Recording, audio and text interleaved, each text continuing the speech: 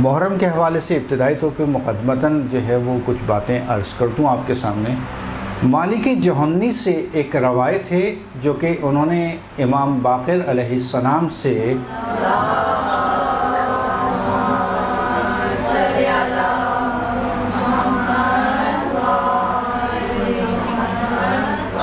حدیث نقل کی ہے۔ امام فرماتے ہیں جو کوئی عاشور کے دن کنارے قبر حسین موجود ہو اور ان پر گریہ کرے تو اللہ کی طرف سے میں ضمانت لیتا ہوں کہ اس کو 1000 حج 1000 حج 1000 عمرہ اور وہ بھی رسالت مآب کے ساتھ اور 1000 جہاد کرنا رسول کے ساتھ کا ثواب عطا کرے گا۔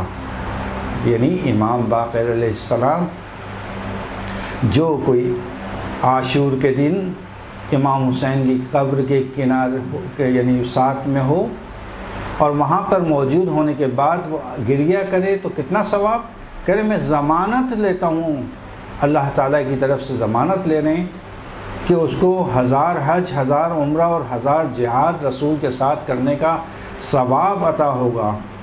صحابی نے سوال کیا، یبن رسول اللہ میں آپ پر قربان جاؤں، یبن رسول اللہ میں آپ پر قربان جاؤں کہ وہ لوگ جو دور رہتے ہیں کربلا نہیں آ سکتے ان کے لیے کیا ہے؟ تو مولا نے جواب دیا کہ وہ یا بیابان میں چلے جائیں یا اپنی گھروں کی چھتوں پر چلے جائیں اور وہیں سے دور سے کربلا کی طرف اشارہ کرتے ہوئے سلام کریں حسین پر اور دشمنان اور قاتلین پر لعنت بھیجیں، اور اپنے گھر میں دیکھیں یہ اہم ہے کہ چونکہ ہمارے یہاں ایک طریقہ رائج ہے کہ ہم اپنے گھروں پہ مجالس برپا کرتے ہیں تو عموماً لوگوں کے ذہن میں سوال آتا ہے کہ گھر پہ مجلس کرنے کا کیا ضرورت ہے؟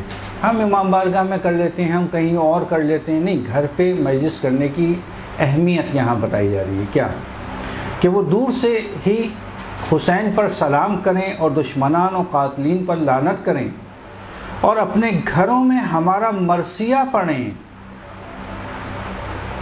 اور ہمارا ماتم برپا کریں اور سب مل کر مصیبت حسین پر گریہ و زاری کریں تو میں خدا کی طرف سے ان کے لیے ضمانت لیتا ہوں، یعنی ضامن بن رہے ہیں امام کہ میں خدا کی طرف سے ان کے لیے ضمانت لیتا ہوں کہ یہ تمام ثواب ان کو ملے گا۔ کون سا ثواب؟ 1000 حج 1000 عمرہ اور 1000 جہاد کا۔ صحابی نے فوراً کہا مولا یہ تمام ثواب فقط اس عمل پر؟ تعجب کے ساتھ بولا، اس کو تعجب پر ہوتا اتنا ثواب؟ امام علیہ السلام نے جواب دیا، اے جوہنی نہ فقط یہ ثواب بلکہ تمام انبیاء و اولیاء و مرسلین نے جو مصیبتیں راہ خدا میں اٹھائی ہیں ان کے تمام ان مصیبتوں کے اٹھانے کا جو ثواب ہے وہ بھی ان کو عطا ہوگا۔ یعنی اہمیت بتائی جا رہی ہے کہ مجالس کا برپا کرنا اپنے گھروں پہ کتنی زیادہ اہمیت رکھتا ہے۔ اس کا ایڈریس کامل الزیارات میں ابن قولیہ نے صفحہ 174 پر یہ روایت بیان کی ہے۔ کامل الزیارات، کتاب کامل الزیارات ابن قولیہ صفحہ 174۔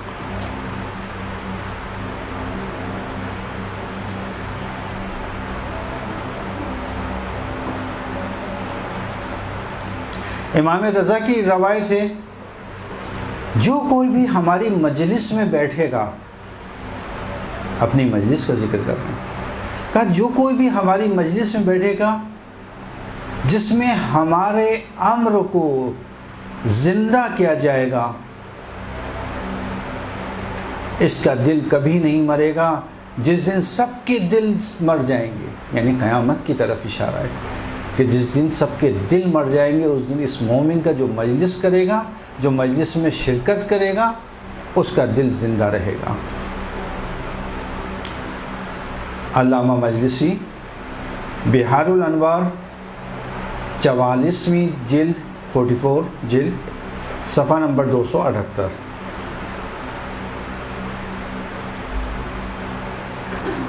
رسالت مآب صلی اللہ علیہ وآلہ وسلم سے روایت ہے کہ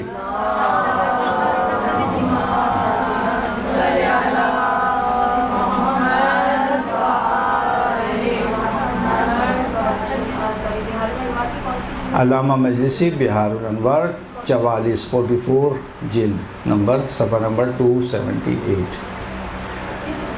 رسالت مآب فرماتے ہیں رحمت خدا ہو ہماری مجلس اور ذکر برپا کرنے والوں پر۔ رسالت مآب فرماتے ہیں رحمت خدا ہو، خدا کی رحمت ہو ان افراد پر کہ جو ہماری مجالس اور ذکر برپا کرتے ہیں، مجلس منعقد کرنے کا ثواب، اور اس میں شرکت کرنے والوں پر جو مجالس میں شرکت کرتے ہیں۔ شیخ مفید اعمالی شیخ مفید صفحہ نمبر 222۔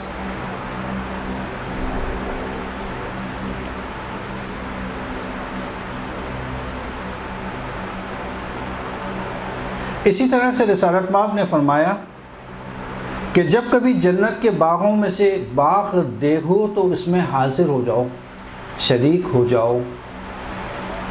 پوچھا یا رسول اللہ یہ جنت کے باغ کون سے ہیں جو دنیا میں ہیں؟ کہا ہماری مجالس جس میں ہمارا ذکر ہو۔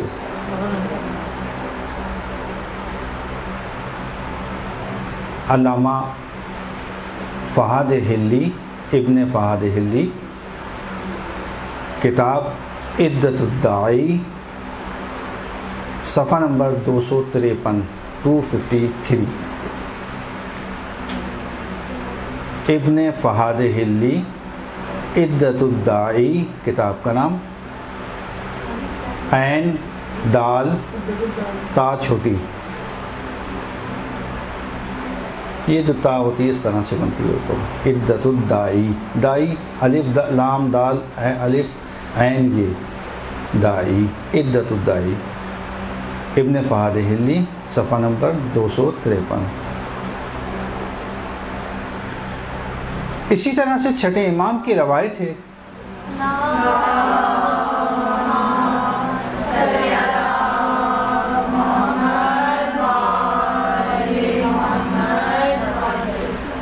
ہر نالو گریہ زاری مکروہ عمل ہے سوائے یاد خدا کے۔ یہاں مراد یاد خدا نہیں ہے، ذکر خدا، یاد خدا، گناہوں پر گریہ و زاری اس کے علاوہ کی بات ہو رہی ہے۔ لیکن حسین کے لیے گریہ و زاری، علامہ مجلسی بحار الانوار 45ویں جلد صفحہ نمبر 313 علامہ مجلسی بحار الانوار کتاب کا نام، جلد نمبر 45 صفحہ نمبر 313۔ جی ہر نالو گریہ و زاری مکروہ ہے مگر حسین پر نالہ و گریہ و زاری۔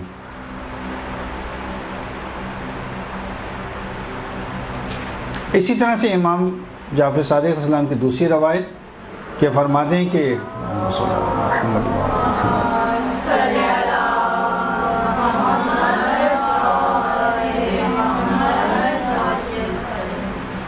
حسین کی قبر پر قیامت تک 4000 فرشتے اللہ نے معین کیے ہیں کہ جو ان کے اوپر گریہ و زاری کرتے ہیں۔ کامل الزیارات صفحہ نمبر 19۔ 8ویں امام سے روایت ہے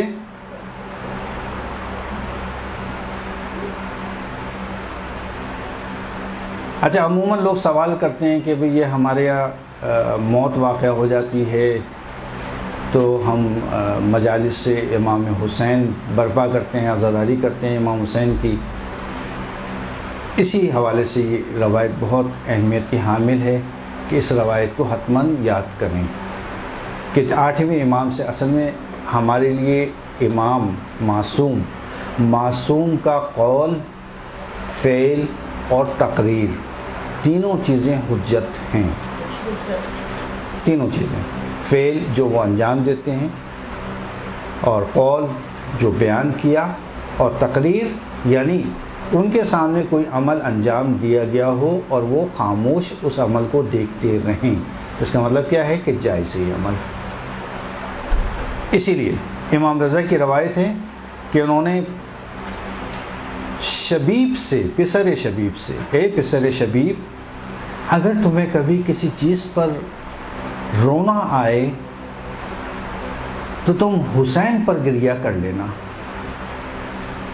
کیوں؟ اس لیے کہ میرے جد کو بھیڑ بکریوں کی طرح سے ذبح کیا گیا.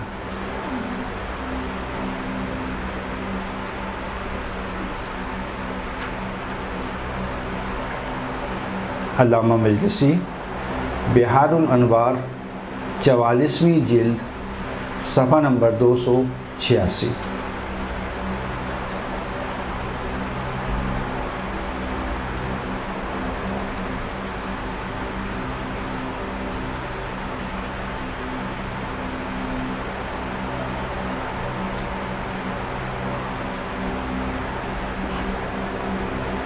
اور یہ روایت بھی امام رضا علیہ السلام سے ہے.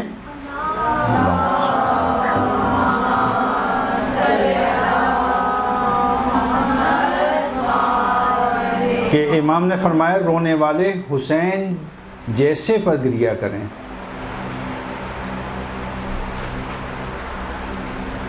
رونے والے حسین پر گریہ کریں، کیونکہ حسین پر گریہ گناہان کبیرہ کو ختم کرتا ہے. یعنی حسین پر فقط ایک آدمی گریہ کر لے، خود اس کے گناہ کی کمی کا باعث بنتے ہیں. علامہ مجلسی بہار الانوار 44ویں جلد صفحہ نمبر 284.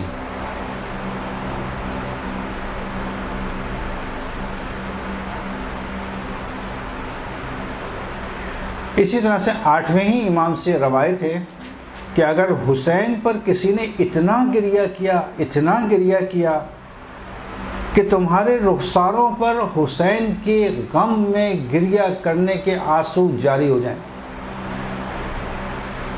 تو اللہ تمہارے سارے گناہوں کو معاف کر دے گا، چاہے وہ چھوٹے ہوں یا بڑے ہوں، کم ہوں یا زیادہ ہوں. یعنی کتنا ثواب ہے حسین کے غم میں گریہ کرنے کا.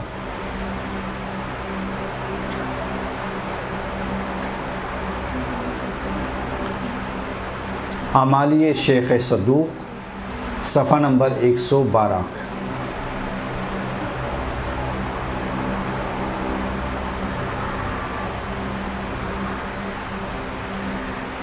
امام جعفر صادق علیہ السلام فرماتے ہیں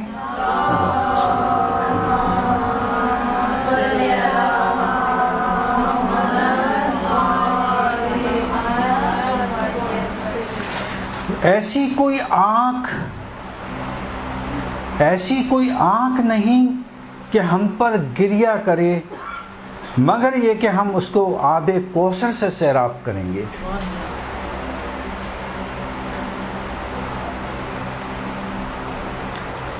جامع الاحادیث جلد نمبر 2 صفحہ نمبر 554 554.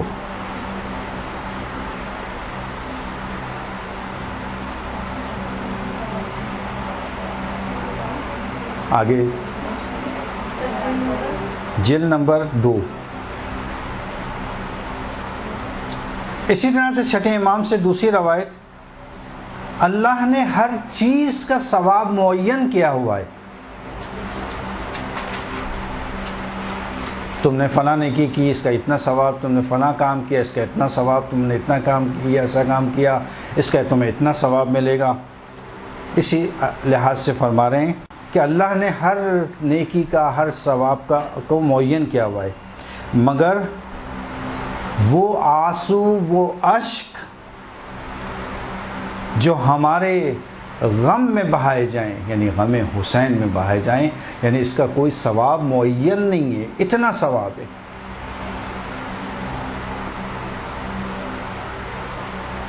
یہ حدیث بھی جامع الاحادیث میں موجود ہے، 12ویں جلد میں موجود ہے، صفحہ نمبر 548۔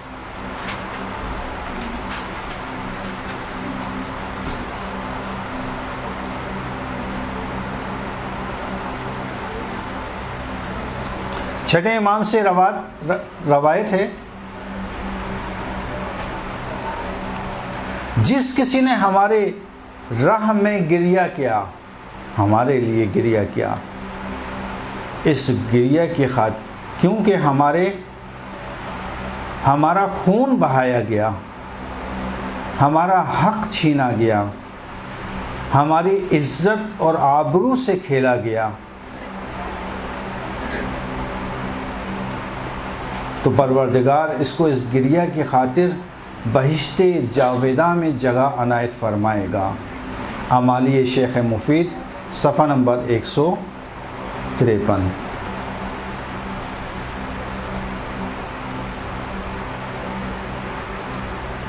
آٹھویں امام سے روایت، اگر تم چاہتے ہو کہ جنت کے اعلی درجے پر فائز ہو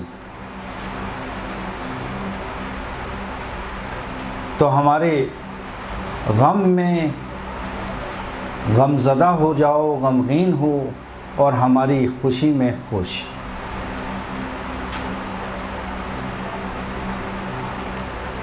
اب دیکھیں کتنا ثواب ہے، محرم کے ایام آ رہے ہیں، محرم کے ایام میں عزاداروں کے لیے، مومنین کے لیے بہترین موقع ہے کہ وہ کس طرح سے محرم کے ایام میں ثواب لے سکتے ہیں۔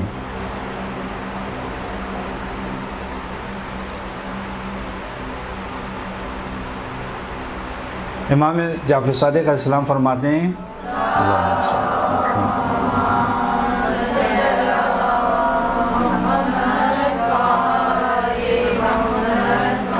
نفس المحموم لظلمنا تسبیح وہمہ لنا عبادت وکتمان سرنا جہاد فی سبیل اللہ۔ کیا فرمایا کہ ہماری مظلومیت پر اگر کوئی غمزدہ ہوتا ہے، غمگین ہوتا ہے، اس کا ہر سانس تسبیح ہے۔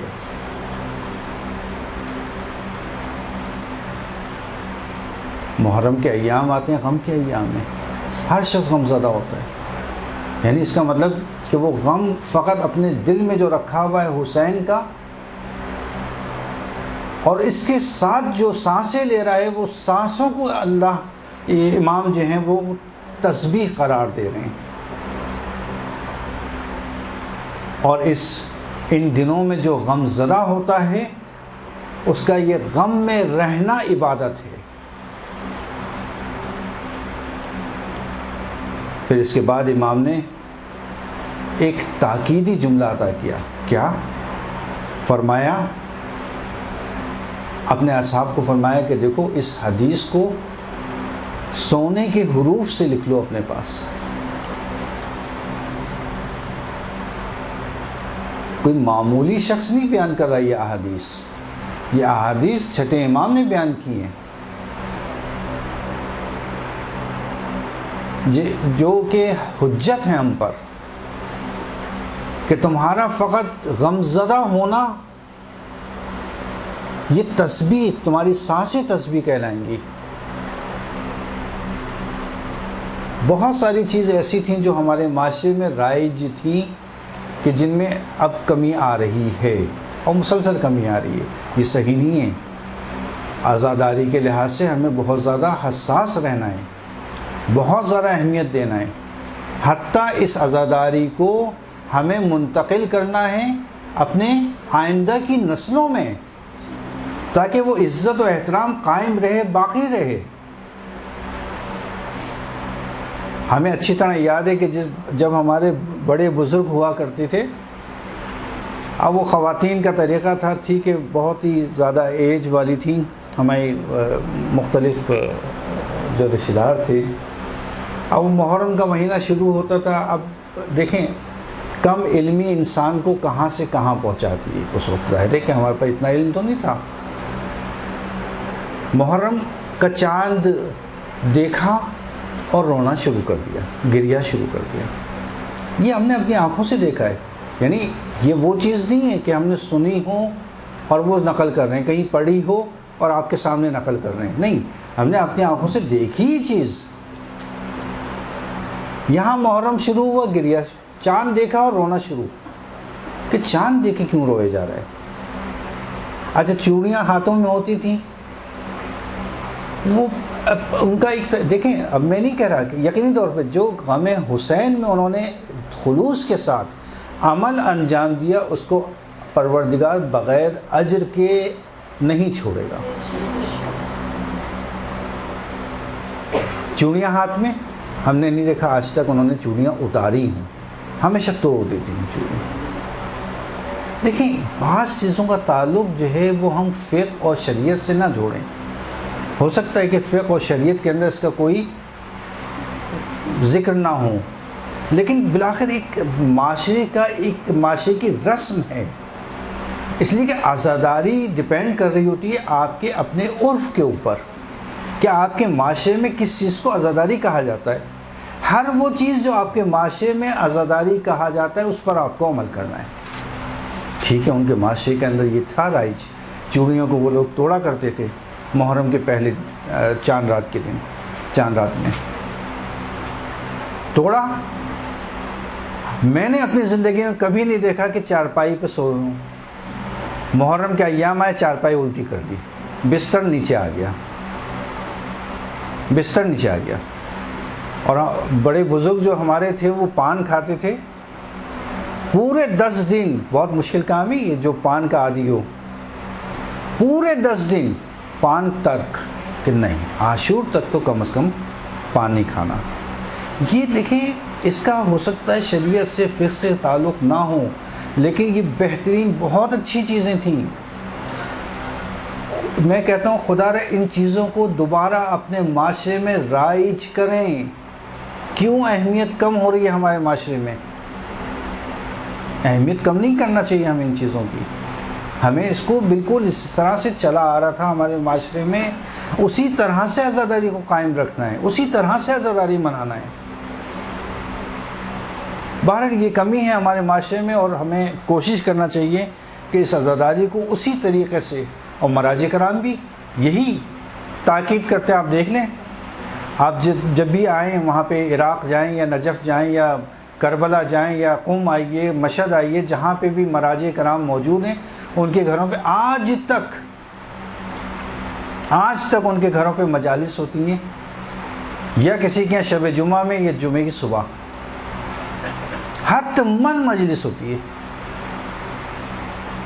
اور ان کا طریقہ کار وہی ایک ہے، چاہے وہ ہم نے آئے بہجت ہوں، آئے وحید ہوں، آئے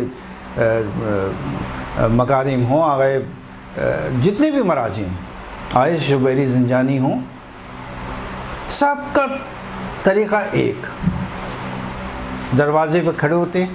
اب ضعیفی کا عالم اس وقت، آئے وحید کی ایج تقریباً 99 کے قریب ہے، آئے وحید کی ایج، اب اس 99 سال کا ایک ضعیف شخص۔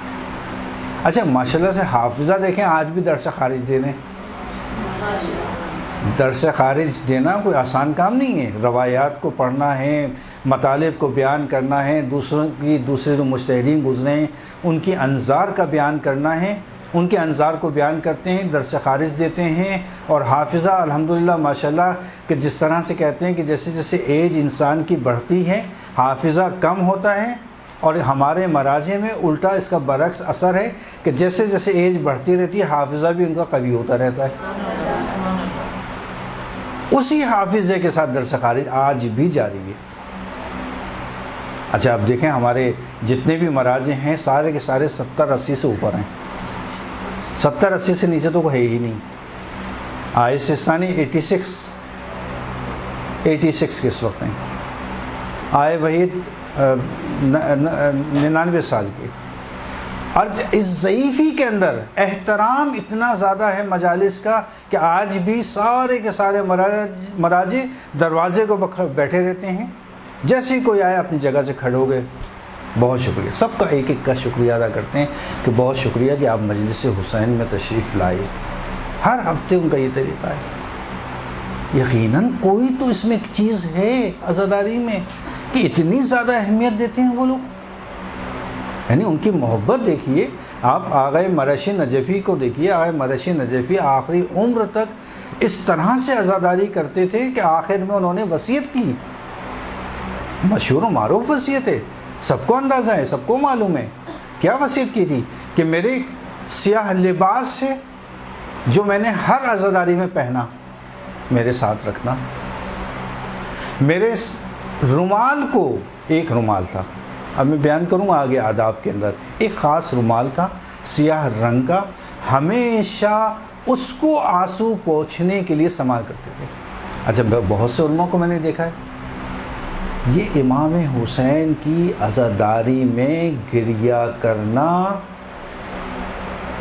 اس کو کس طرح سے آپ کے سامنے بیان کروں کہ میں نے یہ دیکھا ہے اپنی آنکھوں سے کہ یہ علماء کرام جس وقت آنسو جاری ہوتے ہیں ان آنسوؤں کو لے کر, مثلا اگر کسی کے سر درد کا مسئلہ ہے, کسی کے کہیں درد کا مسئلہ ہے, وہاں پہ ان آنسوؤں کو ملتے ہیں. یقیناً اللہ نے ان آنسوؤں میں شفا رکھی ہے تبھی. ایک یہ چیز. دوسری کہ جس وقت واقعاً دل سے آپ کے امام حسین کے غم کی خاطر دل غمگین ہو جائے, واقعاً درد ہو دل میں, جو مشکل آپ کی ہے, جو پریشانی ہے, اس وقت آپ بلند کریں دل میں, چاہے کہ اس غم کے صدقے میں مشکل فلاں حل ہو جائے. موارد بتائیں علماء نے, جس میں ایک مورد یہ کہ جس میں واقعاً درد ہو دل میں, اس وقت دعا مانگنا, وہ قبولیت ہے. اسی طرح آئے مرشی نجفی نے ہمیشہ ایک رومال رکھا پوری زندگی میں, اور اس رومال سے ہمیشہ اپنے آنسو پوچھا کرتے تھے. تو کیا وصیت کی, کہا دیکھو یہ میرا رومال ہے, میں نے اس میں جو آنسو بہے ہیں غم حسین میں, ان آنسوؤں کو اس رومال میں جمع کیا ہے. دیکھو یاد رکھنا جب مجھے دفنانا تو اس رومال کو میرے سینے پہ رکھ دینا. بس ان آنسوؤں میں جو غم حسین میں بہ رہے ہیں, یقینی طور پہ کوئی تو تاثیر ہے کہ اتنی بڑی وصیت کی جا رہی ہے. دوسری وصیت. تیسری وصیت آئے مرشی نجفی کی.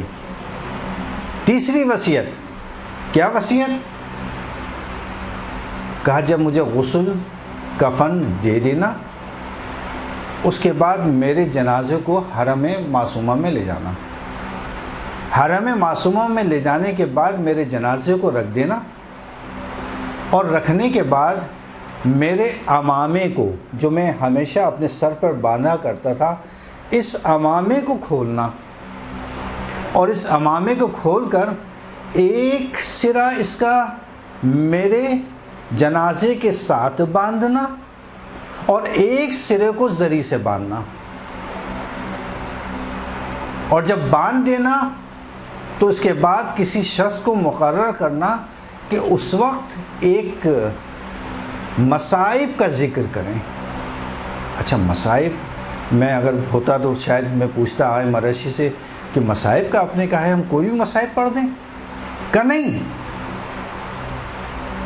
سارے مصائب نہیں, خاص مصائب کا ذکر کرنا اس وقت. کیا کہا کہ حسین کی, کربلا میں حسین کی آخری رخصت کا بیان کرنا. کربلا میں حسین کی آخری رخصت کے مصائب پڑھنا. اسی لیے ہم دیکھتے ہیں جتنے بھی ہمارے مراجع گزرے، نہیں پتہ اس میں کیا راز پوشیدہ ہے، واللہ مجھے بھی نہیں پتہ یہ راز، اس میں کیا راز پوشیدہ ہے۔ جتنے مراجع گزرے سب نے ایک خواہش ظاہر کی کہ دیکھو ہمارے جب جنازے پہ جانا تو ہمارے جنازے کو دفن کرنے سے پہلے آخری رخصت حسین کی پڑھنا۔ کیوں؟ اس لیے کہ معروف ہے کہ آغا مرشی نجفی کے پاس جس وقت ظافر جن آیا ملاقات کے لیے جب وہ حیات تھے، ظافر جن اس وقت حیات تھے۔ ظافر جن کون؟ ظافر جن جنوں کے سردار کہ جو کربلا میں تھے موجود۔ کربلا میں جب جنوں کے سردار آئے تھے وہ مولا سے کہا تھا کہ مولا ہمیں اجازت دیجیے کہ ہم آپ کے ساتھ دیں، اپنی فوج کو بلائیں، جنات کو بلا لیں۔ مولانا نے منع کر دیا کہ نہیں، یہ میرا امتحان ہے، اس سے مجھے گزرنے دو۔ وہی ظافر جن جب آئے مرشی سے ملاقات ہوئی تو آئے مرشی نے کہا کہ کیا تم مجھے کربلا کے مناظر دکھا سکتے ہو؟ اب یہ عجیب و غریب خواہش کا اظہار کر رہے ہیں آئے مرشی نجفی کہ کیا مجھے تم کربلا کے مناظر دکھا سکتے ہو؟ کہ عجیب، میں بالکل قبلہ دکھا سکتا ہوں۔ کہا اچھا دکھاؤ۔ اس نے یوں کر کے ہاتھ کیا کہ دیکھیے، اب اس پہ کربلا کے مناظر چلنا شروع ہوئے، بالکل ایسے جیسے کہ کوئی اسکرین پہ مناظر وہ چلا رہا ہے۔ آئے مرشی نجفی سارے مناظر انہوں نے دیکھے، سب کی شہادتیں دیکھی جو بیان کیا جاتا ہے، سب کی شہادتیں دیکھی۔ اور جس وقت امام حسین علیہ السلام کی رخصت کا وقت آیا اس نے ہاتھ کھینچ لیا، کہا تم نے سب کی شہادتیں مجھے یہ آئے مرشی نجفی کہہ رہے ہیں کس سے؟ جعفر جن سے، کہ تم نے ساری شہادتیں مجھے دکھا دیں لیکن حسین کی آخری رخصت جو میں دیکھنا چاہتا تھا تم نے فوراً ہاتھ نیچے کر لیا۔ کہا نہیں، یہ نہیں دکھا سکتا، میں آپ کو منع کر دیا، یہ نہیں دکھا سکتا۔ اب کیا وجہ ہے کہ نہیں دکھا سکتا؟ ممکن ہے کہ یہ ہو کہ یہ انتہائی سخت ہے فاطمہ زہرا کے لیے، کہ شاید اس لیے نہیں دکھا سکتا میں، اور شاید ہو سکتا ہے یہی وجہ ہو کہ ہمارے جتنے بھی علماء کرام، جتنے بزرگان ہیں کہ جن کا انتقال ہوتا ہے سب کے سب ایک خواہش کرتے ہیں کہ ہمارے جنازے پر یا ہماری قبر پر کھڑے ہو کر کسی کو مقرر کرنا کہ وہ آخری رخصت امام حسین پڑھے۔ اب یہ راز وہ لوگ جانیں کہ کیا راز ہے اس میں۔ اسی لیے یہاں پہ بھی تاکید یہی کہ جب جنازہ اٹھے کسی کے مرحومین کا تو ذکر حسین انتہائی ثواب، اور خاص طور پہ اگر 2 منٹ کے مصائب آخری رخصت امام حسین کی پڑھیں، جو راز اس میں پوشیدہ ہے وہ ان کو انشاءاللہ اجر و ثواب ملے گا۔ بہرحال آپ کے وقت ہے آرام کا، آپ لوگ تھوڑا سا ریسٹ کر لیجئے، اس کے بعد انشاءاللہ دوسرے حصے میں انشاءاللہ کوشش کریں گے کہ آج اس کو ہم کمپلیٹ کر دیں۔ کچھ آداب ہیں، کچھ استحباب ہیں، کچھ اعمال ہیں محرم کے، وہ کوشش کریں گے کہ آج حتماً آپ کے سامنے بیان کر دیے جائیں۔ ایک مرتبہ صلوات پڑھیں محمد و آلہ جی۔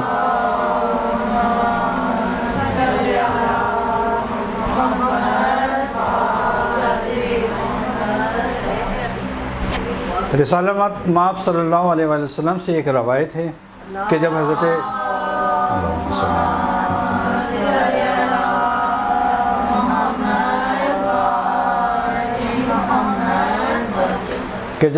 رسالت مآب نے حضرت فاطمہ زہرا سلام اللہ علیہا کو خبر دی کہ امام حسین کے ساتھ، میرے حسین کے ساتھ کیا واقعہ ہوگا کربلا میں، تو انہوں نے کہا کہ کون ہوگا کہ جو اس وقت گریہ کرے گا؟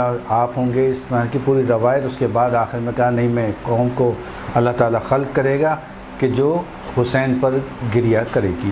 اس کے بعد کہا کہ ان کا اجر کیا ہوگا بابا؟ اصل یہ ہماری روایت جو سنانے جا رہا ہوں، پہلے وہ واقعہ ہے پورا، وہ ایک روایت کی شکل موجود ہے، وہ آپ لوگوں نے سب نے سنا ہوا ہے، اور اس کو میں نے پچھلے درس میں بیان کر چکا ہوں اس چیز کو۔ اس کے آگے کی چیز میں بیان کر رہا ہوں کہ اب یہاں پہ سوال کیا حضرت زہرا نے کہ ان کا اجر ثواب کیا ہوگا کہ جو میرے حسین پر گریہ کریں گے؟ تو پھر رسالت مآب نے فرمایا فاطمہ قیامت کے دن ہر آنکھ گریہ ہوگی، یعنی ہر آنکھ رو رہی ہوگی، مگر وہ آنکھیں کہ جس نے حسین کے غم میں آنسو بہائے، یعنی ہر آنکھ گریہ کرے گی قیامت کے دن مگر وہ آنکھیں جس نے حسین کے غم میں گریہ کیا، یہ آنکھ قیامت کے دن خندہ ہوگی، یعنی مسکرا رہی ہوگی، اور اسی کو جنت کی خوشخبری سنائی جائے گی۔ علامہ مجلسی بحار الانوار 44ویں جلد صفحہ نمبر 293۔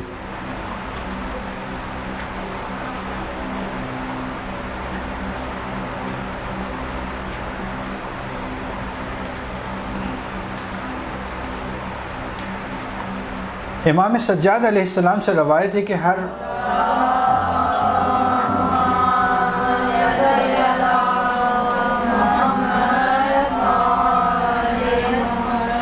چوتھے امام سے روایت ہے کہ ہر مومن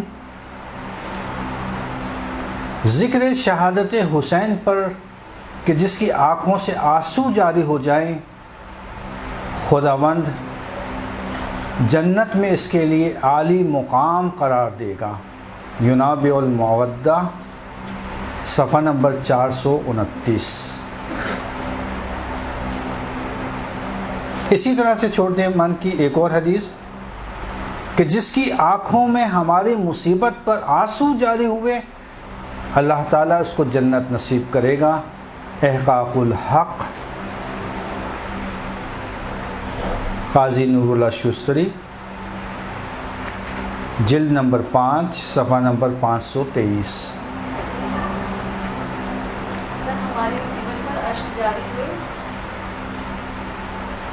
جس کی آنکھوں سے ہماری مصیبت پر آنسو جاری ہوئے، اللہ اس کو جنت نصیب کرے گا۔ احقاق الحق جلد نمبر 5 صفحہ 523۔ اسی طرح سے خود امام حسین علیہ السلام فرما رہے ہیں، کیا خود حسین فرما رہے ہیں، کس کے لیے؟ اپنے لیے۔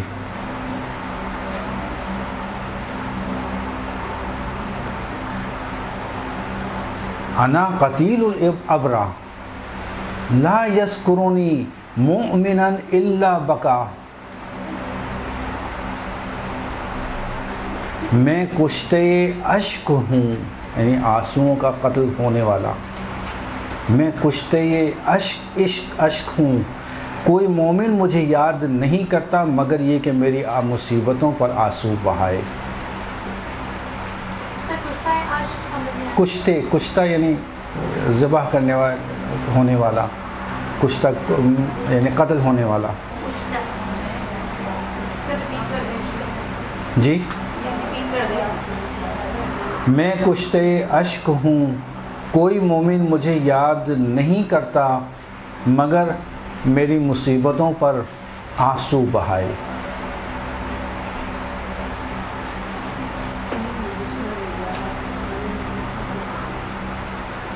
چھٹے امام کی روایت،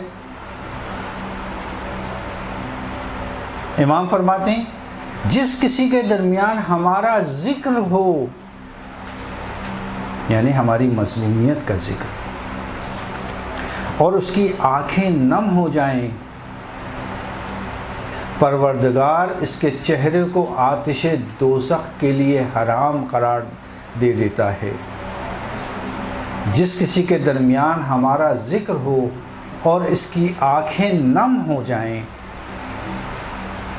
تو پروردگار اس کے چہرے کو آتش دوزخ پر حرام قرار دیتا ہے۔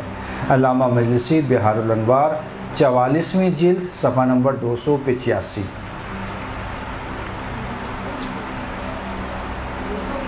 جی، 5ویں امام کی روایت ہے،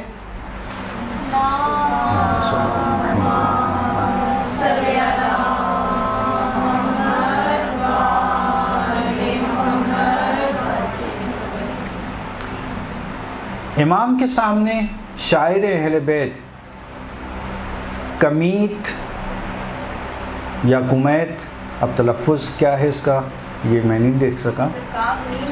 کاف میم یہ تھے. نے مرثیہ پڑھا. اس کے مرثیہ پڑھنے پر امام نے خوب گریہ کیا.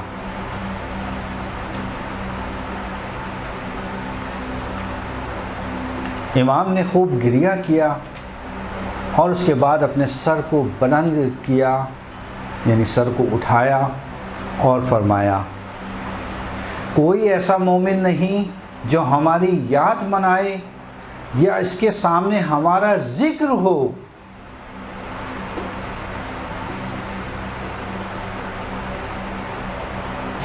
مگر یہ کہ اس کی آنکھوں میں ہماری مظلومیت پر آنسو آ جائیں.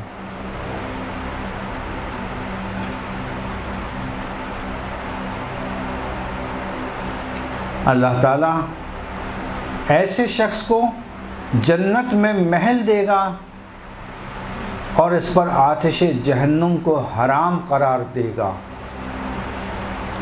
الغدیر علامہ امینی. اور اس پر آتش جہنم کو حرام قرار دے گا، یعنی اس کے لیے آتش جہنم حرام ہوگی. علامہ امینی کتاب الغدیر جلد نمبر 2 صفحہ 202 جلد نمبر 2 صفحہ نمبر 202.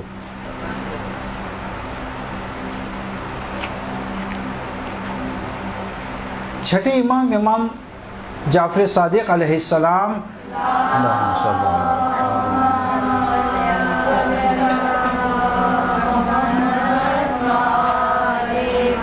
عزاداروں کے لیے خاص طور پہ ایک دعا فرما رہے ہیں. کیا دعا فرما رہے ہیں؟ امام کے سامنے ایک عزادار آیا. امام نے اس کو دیکھا اور فرمایا اللہ تمہارے اشکوں پر رحمت نازل فرما. آگاہ رہو، یاد رکھو کہ تمہارا شمار ہمارے ہمدردوں اور غم گساروں میں سے ہے، اور ہر وہ شخص جو ہماری خوشی میں خوش اور ہمارے غموں میں غمزدہ ہوتا ہے، یاد رکھو تم ان میں سے ایک ہو کہ جس کی موت کے وقت ہمارے اجداد اس کے سرہانے آئیں گے. پر اس کا مطلب چھٹے امام کے سامنے ایک عزادار آیا. اس عزادار کو دیکھ کر امام جعفر صادق علیہ السلام نے اس کو دعا دی. کس طرح سے؟ اللہ تمہارے اشکوں پر رحمت فرما،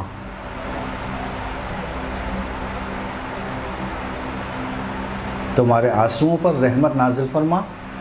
آگاہ رہو، یاد رکھو کہ تمہارا شمار ہمارے ہمدردوں اور غم گساروں میں سے ہے، جو ہماری خوشی میں خوش اور ہمارے غموں میں غمزدہ ہوتے ہیں. یاد رکھو کہ تم انہی میں سے ہو کہ جس کی موت کے وقت ہمارے آباء و اجداد اس کے سرہانے آتے ہیں، یعنی جو حسین کے غم میں عزاداری مناتا ہے، مجالس برپا کرتا ہے، ان میں شرکت کرتا ہے، ان کے اوپر آنسو بہاتا ہے، ان کا ماتم و گریہ و زاری کرتا ہے، اس کے سرہانے موت کے وقت کیا ہوگا؟ ائمہ تشریف لائیں گے. بس جو چاہتا ہے کہ اس کی موت کے وقت موت میں آسانی پیدا ہو، اس کے کنارے پہ ائمہ تشریف لائیں، اس کو یہ سارے کام انجام دینا چاہیے. شیخ حر عاملی وسائل الشیعہ جلد نمبر 10 صفحہ نمبر 397 397. شیخ حر عاملی وسائل الشیعہ جلد نمبر 10 صفحہ نمبر 397. اب عزاداروں کے لیے خود حضرت فاطمہ کیا فرما رہی ہیں؟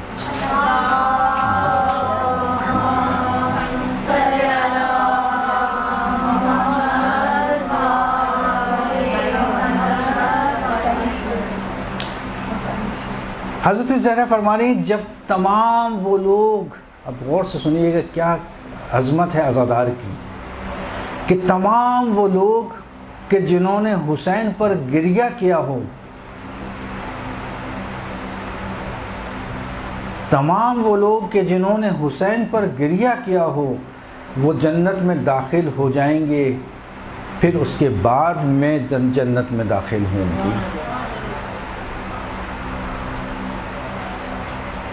کتاب البکا صفحہ نمبر 86، کتاب البکا، بکا یعنی گریہ،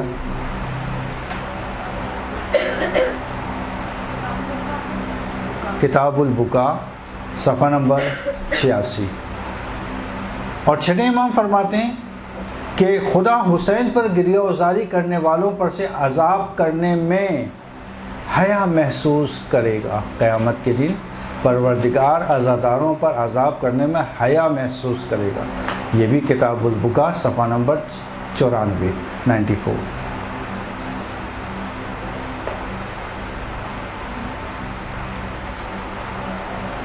چھٹے امام کی روایت، میرے جد حسین ہمیشہ اپنے زوار اور ان کے اوپر گریہ کرنے والوں اور مجلس عزا برپا کرنے والوں پر نظر رحمت رکھتے ہیں، یعنی ہر وقت نظر رحمت رکھتے ہیں۔ چھٹے امام سے روایت، میرے جد حسین ہمیشہ اپنے زواروں اور ان کے اوپر گریہ کرنے والوں پر اور مجلس عزا برپا کرنے والوں پر نظر رحمت رکھتے ہیں۔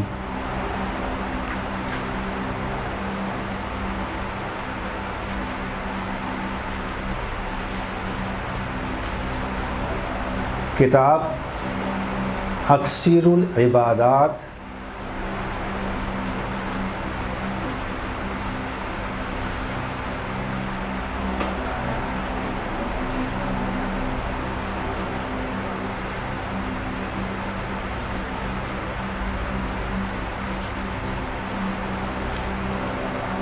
اسی کتاب میں ایک اور روایت چھٹے امام سے کہ ہمارے جد حسین اپنے رونے والوں پر نگاہ رحمت رکھتے ہیں اور ان کے لیے طلب مغفرت کرتے ہیں اور اپنے والدین اور بھائی سے بھی دعا کی درخواست کرتے ہیں۔ کتاب اکثیر العبادات۔ چھٹے امام سے روایت ہے، ہمارے جد حسین اپنے رونے والوں پر نگاہ رحمت رکھتے ہیں اور ان کے لیے طلب مغفرت کرتے ہیں۔ کتنی بڑی اہمیت کی بات ہے کہ انسان اگر حسین کے غم میں غم زدہ ہو اور ان پر گریہ کرے تو حسین اس کی مغفرت کو طلب کرتے ہیں، اور فقط وہ خود نہیں طلب کرتے بلکہ اپنے والدین اور اپنے بھائی سے یعنی امام حسن سے درخواست کرتے ہیں کہ اس کے لیے جس نے مجھ پر گریہ کیا ہے اس کے لیے طلب مغفرت کرو۔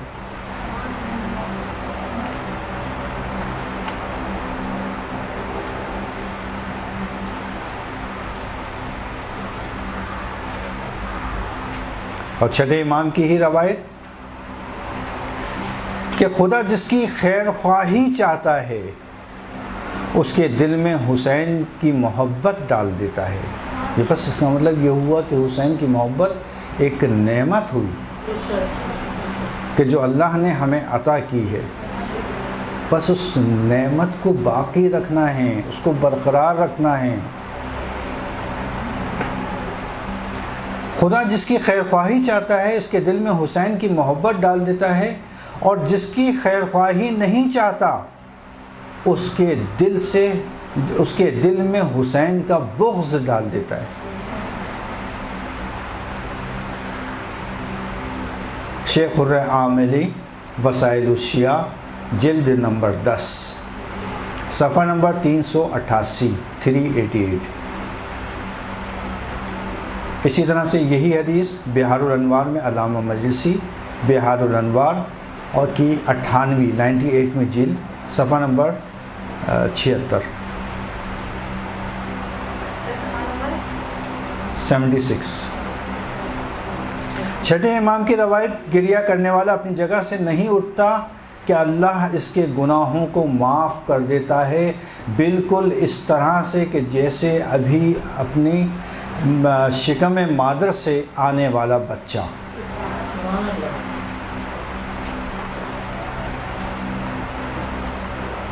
کتاب الاکسیر۔ اچھا، چونکہ ہمارے پاس وقت کی کمی ہے، ورنہ اس میں کچھ ہم نے روایتیں جمع کی تھیں کہ ائمہ نے جن کو موقع ملا انہوں نے کس طرح سے عزاداری انجام دی، اس کو ہم پھر انشاءاللہ کبھی بیان کر دیں گے، چونکہ وقت پھر ہمارا۔ جی، کتابوں کا ایڈریس آپ مختلف ہیں، وہ تو آپ نہیں کر سکتے ہیں، بہار ہے، مختلف کتابیں جو ائمہ نے مختصر جو ہے وہ جس طرح سے عزاداری کی۔ اگر آخر میں ٹائم ملا، چونکہ اہم موضوع ہمارا نکل جائے گا، وہ ہمیں اعمال بتانے ہیں اور آداب، وہ اس کو ہم پہلے بیان کر دیتے ہیں، اگر ٹائم بچا تو پھر ہم اس کو بیان کر دیں گے دوبارہ۔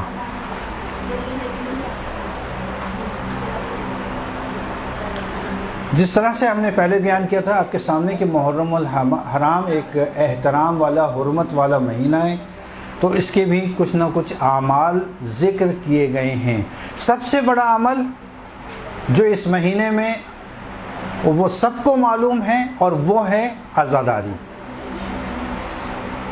یہ خود ایک عبادت ہے، اور حتیٰ اس مہینے میں اگر کوئی شخص سیاہ لباس، کالا لباس پہنتا ہے تو مراجع کرام کے نزدیک اس کا استحباب، بعض کے نزدیک استحباب ثابت ہے، مستحب ہے، اور بلکہ جو مجتہدین استحباب کے قائل نہیں ہیں، حد اقل راجح ضرور کہتے ہیں کہ دین کو مطلوب، اللہ کو مطلوب عمل، راجح کہتے ہیں ایک ایسا مطلوب عمل کہ جس کو پسند کی نگاہ سے دیکھا گیا، اس کو کہتے ہیں راجح۔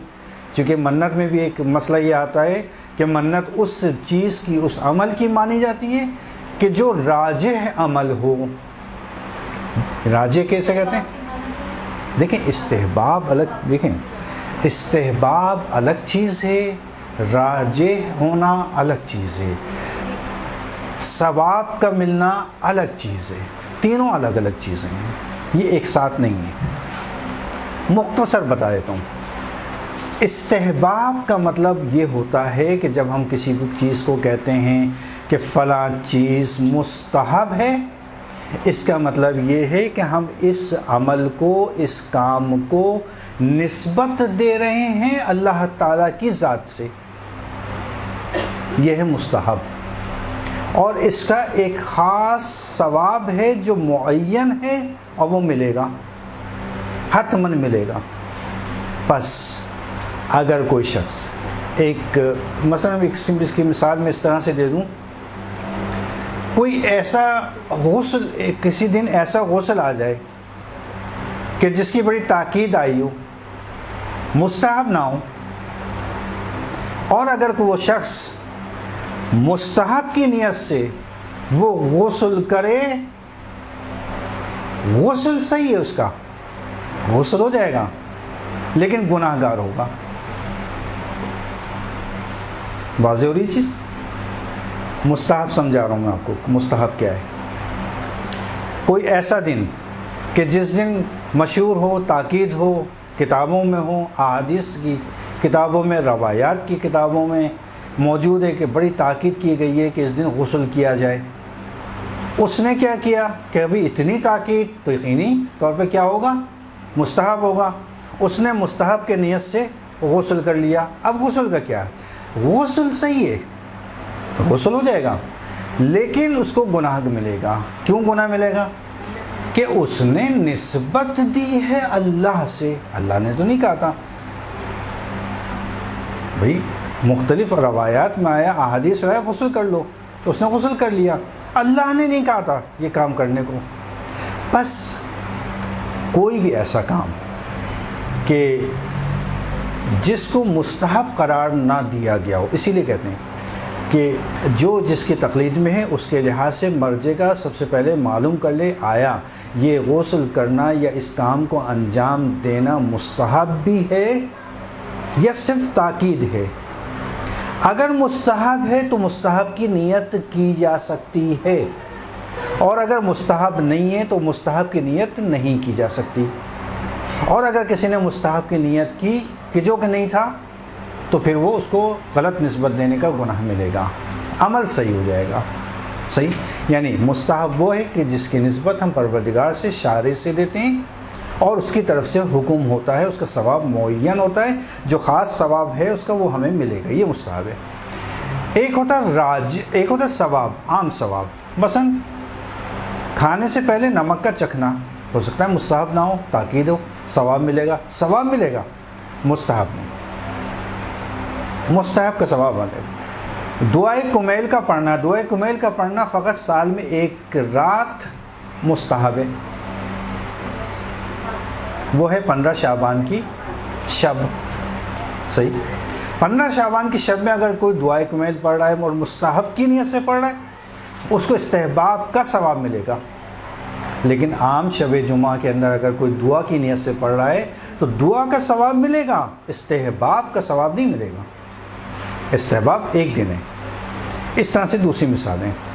اب آ جاتی ہے راجح یعنی دین، یعنی پروردگار شارع کو مطلوب عمل جس کو پسند کی نگاہ سے دیکھتا ہے، وہ اس نے آپ کے لیے ضروری قرار نہیں دیا، نہ اس کے لیے کوئی ثواب معین کیا، ثواب ضرور ملے گا، معین نہیں کیا، نہ اس نے کوئی حکم دیا ہے، ہاں پسند ضرور کرتا ہے کہ اس عمل کو انجام دو۔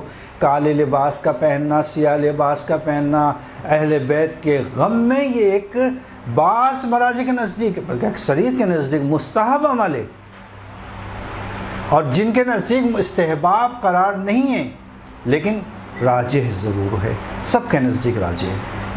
بس اسی لیے حتیٰ نماز کے لیے جو حکم ہے کہ مثلا آپ سفید لباس میں پہنیں زیادہ ثواب ہے کہ سیاہ لباس میں نہ پہنیں، حتیٰ اگر عزاداری کے لیے کوئی شخص سیاہ لباس پہنتا ہے، اس عزاداری کے لباس سیاہ کے اندر اگر نماز پڑھتا ہے، نہ فقط یہ کہ مکروہ عمل نہیں ہے بلکہ اس کو ثواب بھی اضافی ملے گا۔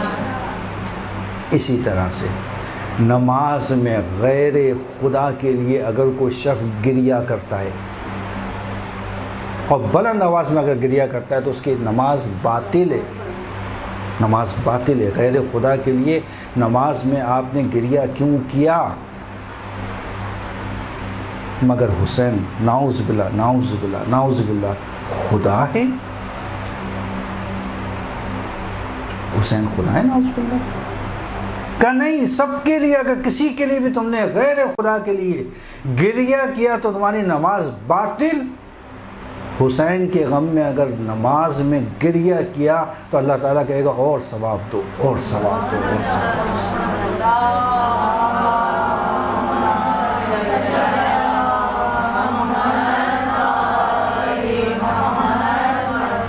یہ ہے حسین کی عظمت۔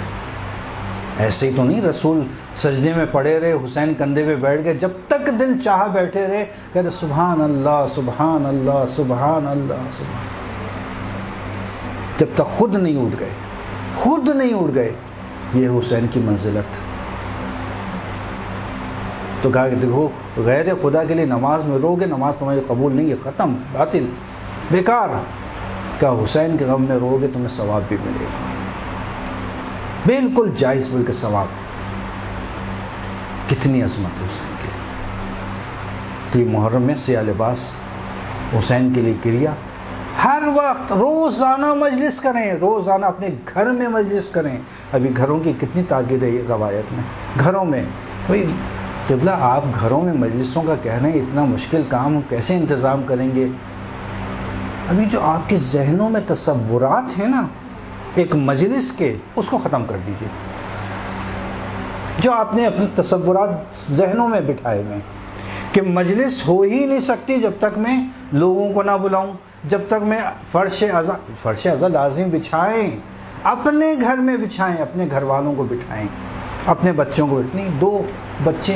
دو بچوں کو سامنے ایک مرتبہ ایک روایت ذکر مصائب حسین بیان کرنے، مجلس ہے، یہ مجلس ہے۔ روزانہ کتنے ہی علماء گزرے ایسے کہ جو پورے سال کبھی ایسا نہیں ہوا کہ جو انہوں نے اپنے گھر میں مجلس منعقد نہ کی ہو. کبھی کیسے کرتے تھے مجلس؟ کچھ نہیں، اپنے ہی گھر والوں کو بٹھایا اور 2 جملے مصائب کے پڑھے، ایک مرتبہ السلام علیکم یا ابا عبداللہ کہا اور مجلس ہو گئی ختم. کیا یہ ایک چھوٹا سا عمل ہم نہیں انجام دے سکتے اپنے ہی گھروں میں؟ کیوں ہم اپنے ہاتھوں سے اس ثواب کو جانے دیں؟ ایام اذان نزدیک ہیں، کچھ دن رہ گئے ہیں. اس کو بٹھا لیں اپنے ذہنوں میں. روزانہ ہم اپنے گھر میں مجلس کریں گے، حسین پہ گریہ کریں گے، اور پھر جو اس کی رحمتیں برکتیں، ان روایتوں کو میں نے پچھلے درس میں بیان کیا کتنی رحمتیں. اسی لیے اس محرم کے حوالے سے کچھ اعمال ذکر کیے گئے ہیں، ان اعمال کو آج بیان کرنا ہے.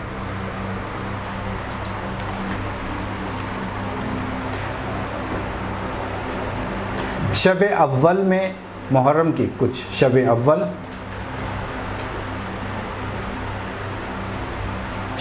یعنی شب اول محرم، چاند رات.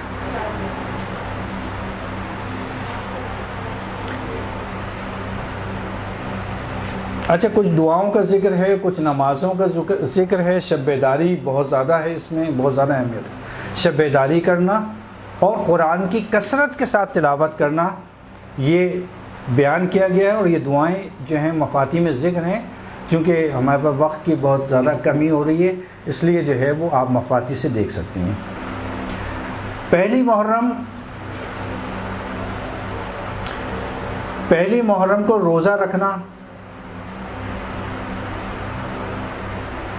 کیونکہ روایت ہے کہ 5ویں امام سے کسی نے پوچھا کہ مولا پہلی محرم کو روزہ رکھنے کا کیا ثواب ہے یا کیا اس کی اہمیت ہے؟ کہا اس لیے اس کو روزے کو قرار دیا گیا ہے کہ جناب زکریا نے آج پہلی محرم کو دعا مانگی تھی، اللہ نے اس دعا کو مستجاب کیا تھا اور اس کے قبول کیا تھا، اس لیے کہا ہے کہ روزہ رکھو، اور روزہ رکھنے کے بعد پہلی محرم کے حوالے سے دعا مانگو، انشاءاللہ تمہاری دعا قبول ہوگی.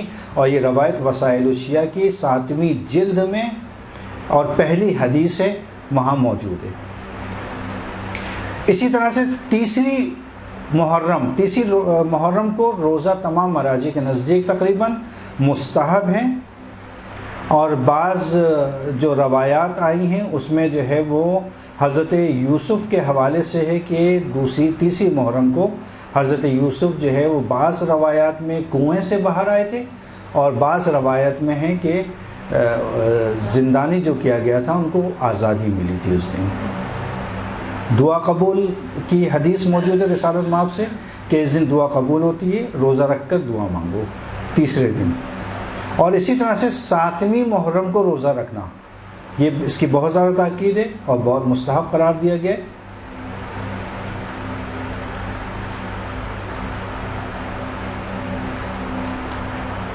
شب عاشور کے حوالے سے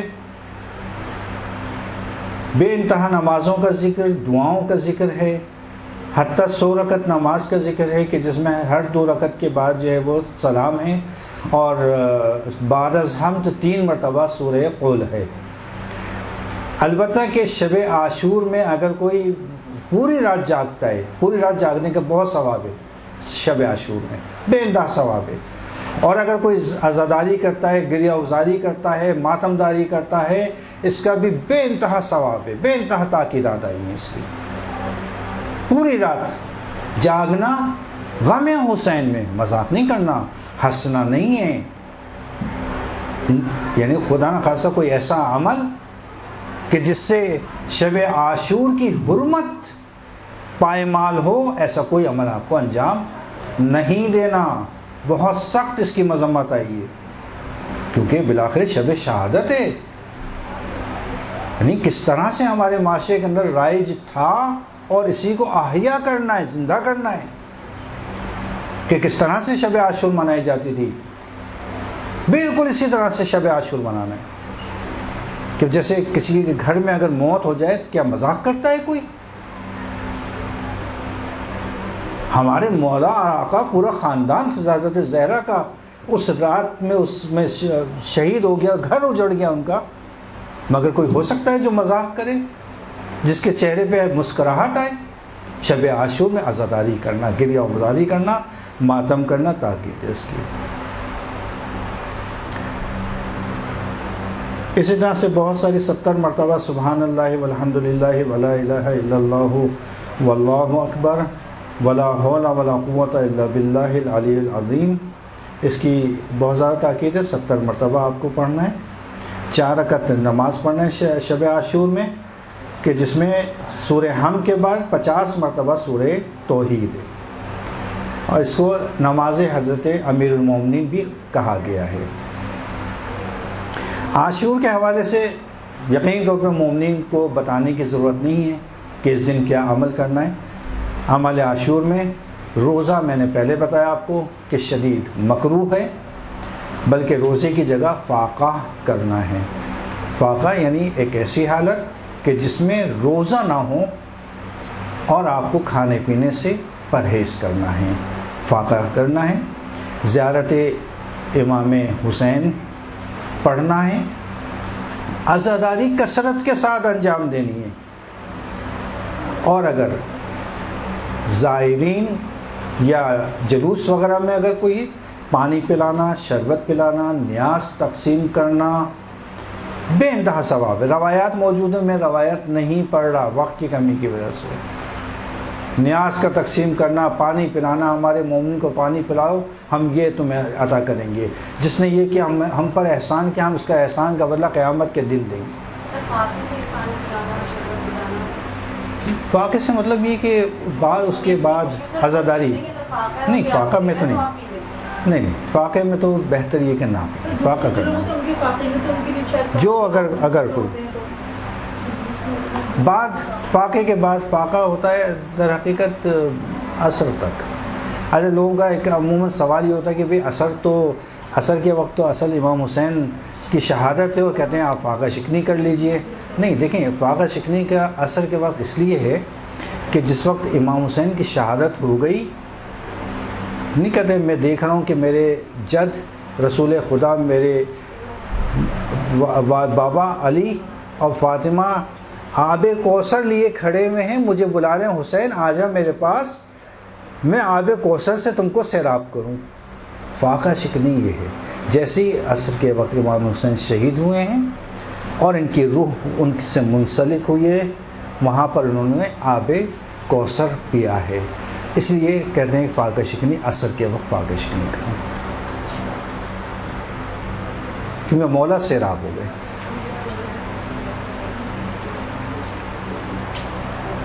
ایک 1000 مرتبہ اللہم لعن قتلۃ الحسین و اصحابہ.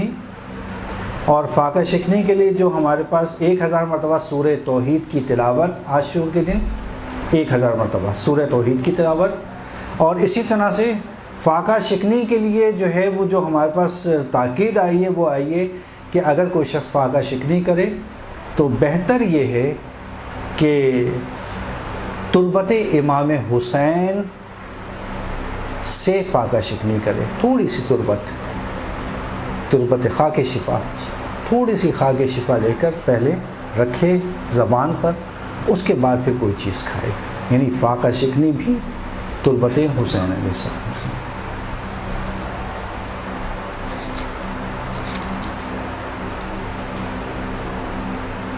اور جب کوئی مومن پہلی محرم سے، یہ عمل ہے پہلی محرم سے لے کر اور آپ کے عاشور تک، شب عاشور تک، شام غریبہ تک، جب بھی کوئی مومن ملے آپس میں تو وہ ایک دوسرے کو حسین کی شہادت کا پرسہ دے. پہلی محرم سے شب عاشور تک ملاقات کرتے ہوئے کیا کہنا ہے؟ اعظم اللہ اجورنا و اجورکم بمصائبنا الحسین علیہ السلام. اعظم اللہ اجورنا و اجورکم بمصیبت یا مصائبنا حسین علیہ السلام. یہ پڑھنا ہے آپ کو، یعنی ایک دوسرے کو ذکر کرنا ہے. جب بھی اس کو بہت چھوٹی سی عبارت، اس کو یاد کر لیں، چونکہ یہ عموماً ہمارے یہاں تو یاد ہے سب کو کہ جب بھی کسی سے مومن سے ملاقات ہو محرم کے ایام میں، خصوصاً 10 ایام، اس دن سلام کریں کوئی حرج نہیں ہے، لیکن اگر یہ پڑھیں سب سے زیادہ تاکید اس کی ہے، اعظم اللہ اعظم اللہ اعظم اللہ اجورنا اعظم اللہ اجورنا و اجورکم بمصائبن الحسین علیہ السلام۔ مفاتی میں بھی موجود ہے، وہاں سے آپ لوگ دیکھ لیے گا، اس میں موجود ہے، بہت آسان ہے اور بہت زیادہ ثواب، اس کا بہت زیادہ ثواب ہے۔ لیکن عاشور، شب عاشور اور عاشور کا دن، اس دن بھی یہ پڑھ سکتے ہیں، کوئی حرج نہیں، اس دن بھی یہ پڑھ سکتے ہیں، لیکن اس کے ساتھ ایک اور روایات میں احادیث میں تاکید کی ہے۔ وہ کیا تاکید ہے؟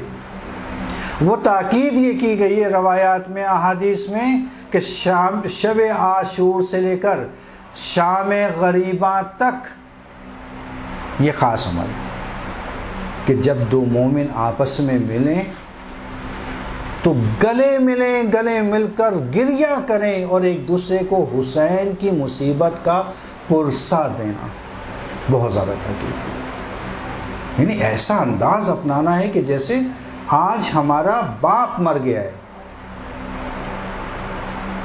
بالآخر حسین حسین حسین کہتے ہیں نا کہ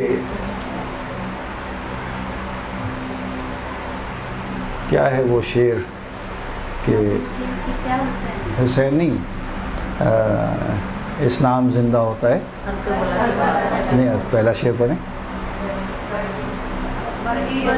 مرگ یزید، سنیں، مرگ یزید اصل میں قتل حسین، قتل حسین اصل میں، قتل حسین اصل میں مرگ یزید ہے، اسلام زندہ ہوتا ہے بس کربلا کے بعد،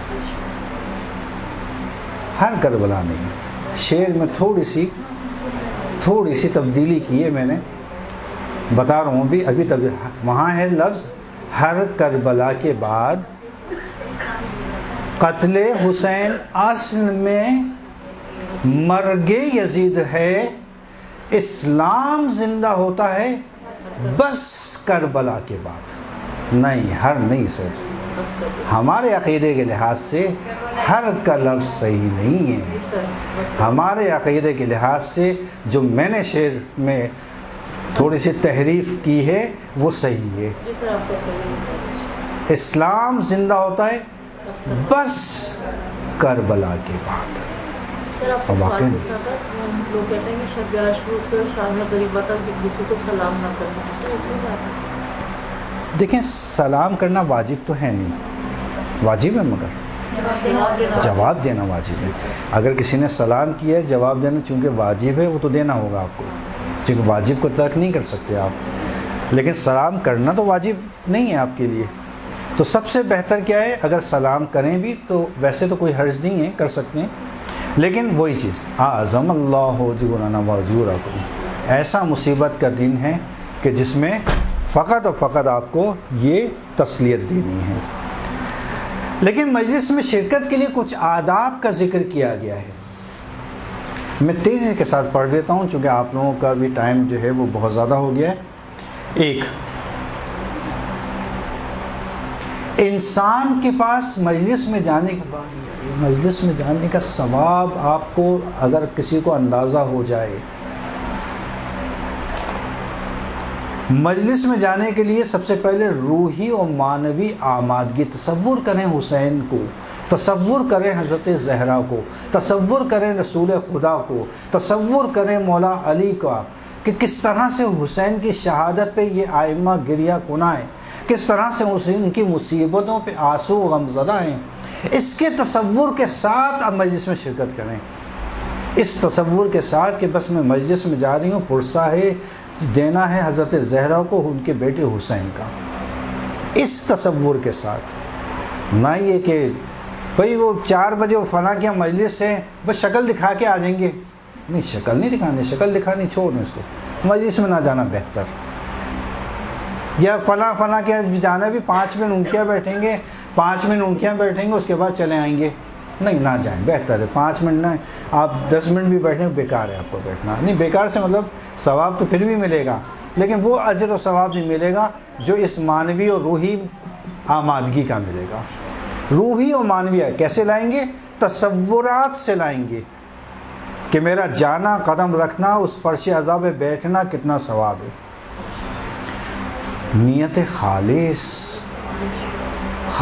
نیت کے ساتھ مجلس ہے، بس مجلس میں جانا ہے، باقی کس کی طرف سے ہے، کون ملے گا کون نہیں ملے گا، کس سے بات ہوگی کس سے بات نہیں ہوگی، سب ثانوی چیزیں۔ خلوص نیت حسین کی مجلس میں جانا ہے۔ میں نے بتایا آیت اللہ عراقی، مرحوم آیت اللہ عراقی جب نکلتے تھے پیدل، ننگے پیر ہوتے تھے عاشور کے دن، اور جہاں تبرک کہیں بٹ رہا ہے یا شربت کی سبیل لگی ہے، اتنا ہی سے پانی، قبلہ اتنی پیاس آپ کو؟ کہا نہیں، میں پیاس کی وجہ سے نہیں پیتا، پھر کس وجہ سے پیتے ہیں؟ کہ اس لیے پیتا ہوں کہ نہیں پتا کہ اللہ نے کس کی سبیل کو قبول کر لیا اور اس میں شفاعت رکھ دی، اس شفا کو حاصل کرنے کے لیے پیتا ہوں۔ تو تبرک کی بھی بہت زیادہ اہمیت ہے۔ باوضو حتی الامکان کوشش کریں کہ باوضو مجالس میں شرکت کریں۔ اسی طرح سے مجلس سے عزا کی مناسبت سے لباس زیب تن کریں، اور مجلس میں شرکت کے ثواب میں امام زمانہ کو اور اپنے مرحومین کو ہرگز فراموش نہ کریں۔ یہ معمولی نہ سمجھیں کہ مجلس میں شرکت کا ثواب کوئی معمولی چیز ہے، اس میں شریک کر لیں اپنے ثواب کے اندر۔ یہ آج میں نے مجلس میں جو شرکت کی ہے، اس کے ثواب میں میرے مرحومین بھی شامل اور میرے مولا آقا امام زمانہ بھی شامل۔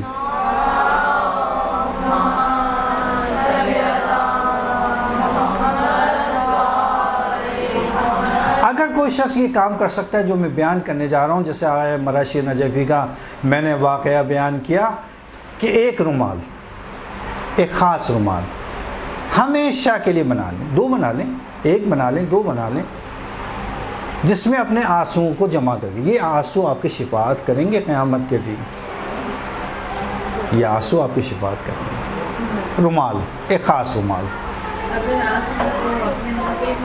منہ پہ ملنے، بہت اچھی بات۔ میں نے کہا شفا کے لیے علماء کو دیکھا میں نے کہ ان آنسوؤں کو ملتے ہیں، ان آنسوؤں کو نہیں ملتے، لیکن ٹائم نہیں ہے ہمارے پاس۔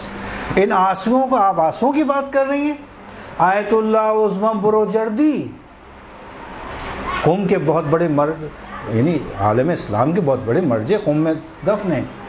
آئے بروجردی جس وقت جو ہے وہ مرجع کے سطح پر آنے والے تھے، یعنی اجتہاد کی منزلت طے کرنے والے تھے، اس وقت ان کی آنکھوں کی بینائی کم ہونے گئی۔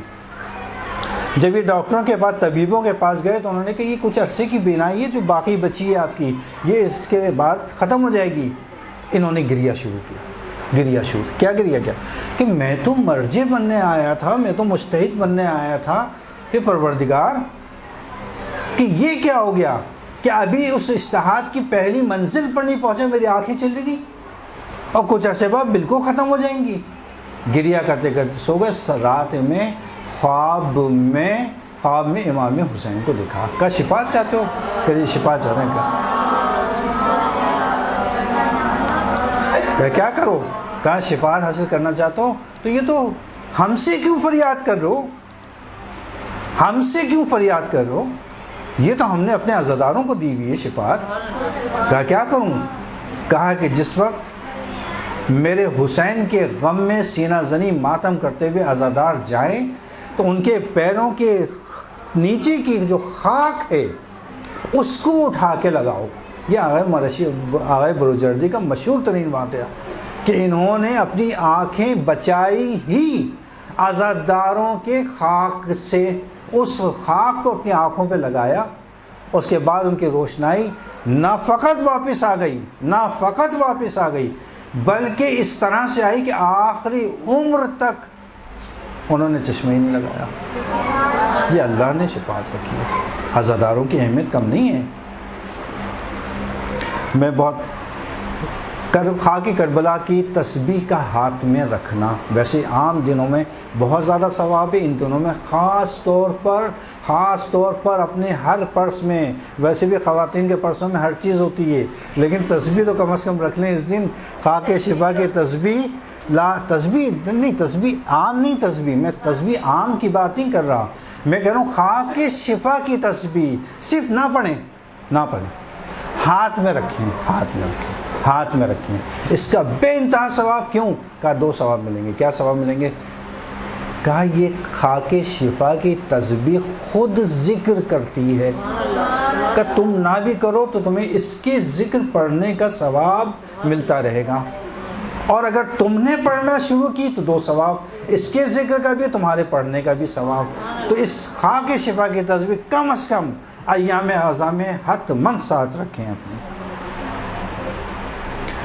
لوگوں کو مجلس میں شرکت کی اپنی طرف سے دعوت دیں، تشویق کریں، کہیں چلو آج مجلس میں چلتے ہیں، ایک شخص کو لے جاؤ، 2 آنسو بہا لے، اس کا سارا ثواب میں شریک آپ، تشویق کرنا۔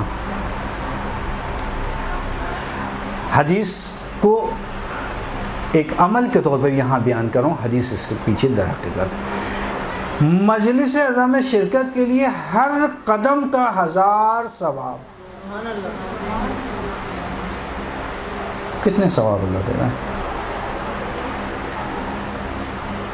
پھر ایک اور چیز کہ بچوں کو حتماً جو ہے وہ یہ نہ کریں کہ بچے شیطانی کرتا ہے مجلس میں نہیں لے کے جائیں گے یا مجلس میں نہیں بھیجیں گے، یاد کیسے کرے گا وہ؟ اس کو حتماً لے کے جانا ہے، ہاں اس کو تھوڑا سا کنٹرول میں رکھنا ہے۔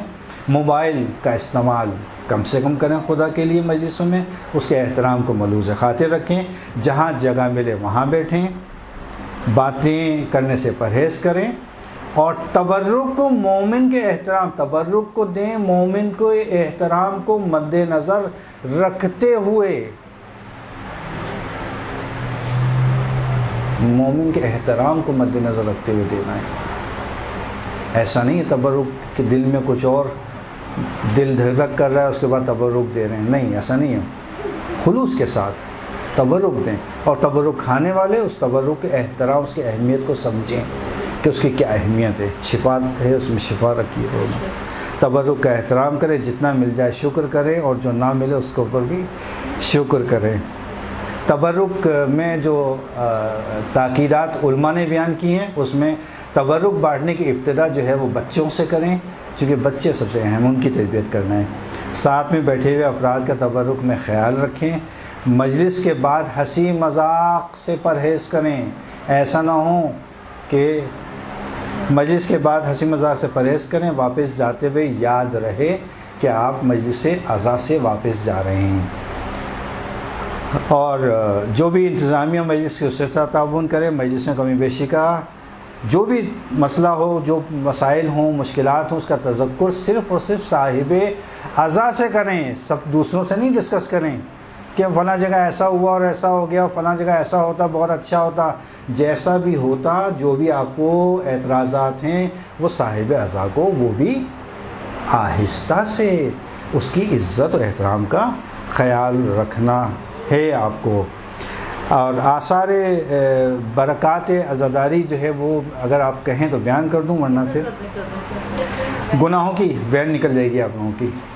خیر چلے، گناہوں کی معافی کا باعث بنتی ہے، ثواب بے انتہا، تثبیت ایمان کی استحکام کا باعث ہے، حسن عاقبت کا باعث ہے، تبلیغ دین کا باعث ہے، پیوند با آئمہ، لوگ کہتے ہیں کہ ہم آئمہ سے کیسے منسلک ہوں، کیسے متوسل ہوں، یہ مجالس سب سے بہترین ذریعہ ہیں، عامل بقائے اسلام ہے، استجابت دعا کا ذریعہ مجالس ہیں، تربیت گاہیں، چاہے بڑا ہو بچہ ہو، امیر ہو جاہل ہو عالم ہو، سب کی تربیت گاہ یہی مجلس ہے، مجلس سے کرنا اجر رسالت کا باعث ہے، عزاداری شفاعت ہے، عزاداری خود شفا ہے، نجات سکرات کے، موت کے سکرات سے اگر کوئی بچنا چاہتا ہے تو وہ عزاداری میں کرے اور عزاداری میں شرکت کرے۔ اچھا یہ ساری چیزیں احادیث بھی ہیں کہ ہمارے جد آئیں گے اور سب اس کے پیچھے ہیں۔ خیر بہت ساری چیزیں ایسی تھیں جو ہم نے شارٹ کر دیں وقت کی بنا پر، انشاءاللہ کہ اللہ تعالی ہم کو توفیق دے کہ ہم جس طرح سے ان کی خواہش ہے ائمہ کی کہ ہم عزاداری کو برپا کریں، اسی طرح سے انشاءاللہ توفیق دیں کہ ہم اس عزاداری کو برپا کریں انشاءاللہ، اور ہماری عزاداری کو، ہماری مرثیوں کو، ہمارے گریے و ماتم کو اللہ تعالیٰ قبول کرے۔ اور آخر میں فقط ایک درخواست کہ جیسا کہ میں نے آپ کو بتایا کہ عزاداری وہ مقام ہے کہ جو دعاؤں کی قبولیت کا ذریعہ ہے مجالس، صحیح، اس لیے آپ لوگوں سے خصوصی کو درخواست کہ اس بندے حقیر، اس بندے ناچیز کو جب کبھی اگر یاد آ جائے کسی موقع پر تو ایک مرتبہ دعا ضرور کیجیے گا، اپنی دعاؤں میں یاد رکھیے گا انشاءاللہ کہ اس عزاداری کے صدقے میں کہ جو آپ کی اپنی دعائیں ہیں وہ بھی پوری کرے، اور جو ہماری دعائیں ہیں اس کو بھی اللہ تعالیٰ پوری کرے انشاءاللہ۔ محتاج برحمتك يا أرحم الراحمين، وصلى الله على محمد وآله